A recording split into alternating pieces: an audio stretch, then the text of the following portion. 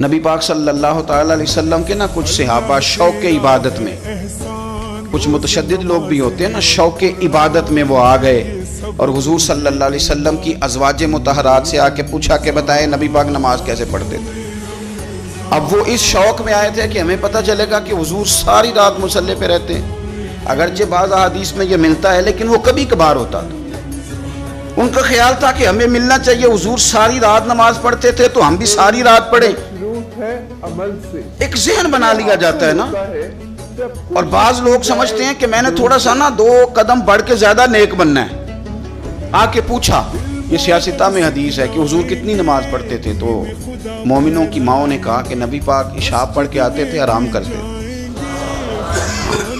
تہجد کے وقت اٹھ کے نفل پڑھتے تھے۔ اب بھی یہ بات سننے کے بعد بھی انہوں نے مشورہ اور کرنا شروع کر دیا۔ پہلے گئے کہ معلومات کرتے ہیں، جس طرح حضور نماز پڑھتے تھے ہم بھی اسی طرح پڑھیں گے۔ اب جب جواب ان کی مرضی کا نہ آیا، اب انہوں نے کیا کہا، کہنے لگے جناب حضور کے صدقے تو اللہ نے اگلے پچھلوں کے گناہ معاف کر دیے، وہ تو پیغمبر ہے، رسول ہے، معصوم ہے، ہم تو گناہ گار ہیں، حضور تو تھوڑی بھی پڑھیں تو ٹھیک ہے، ہمیں زیادہ پڑھنی چاہیے۔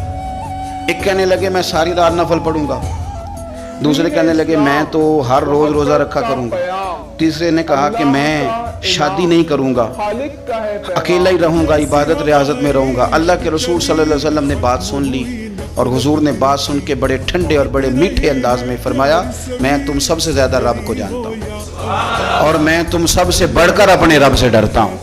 فرمایا میں عبادت بھی کرتا ہوں، آرام بھی کرتا ہوں، میں نکاح بھی کرتا ہوں اور عبادت بھی کرتا ہوں، میں اللہ کی بارگاہ میں بھی حاضر ہوتا ہوں اور حقوق العباد بھی ادا کرتا ہوں۔ فرمایا یہی میری سنت ہے، اس کو اپناؤ گے تو میرے طریقے پہ چلو گے، اور جس نے میرا طریقہ چھوڑ دیا اس کا میرے ساتھ کوئی تعلق نہیں ہے۔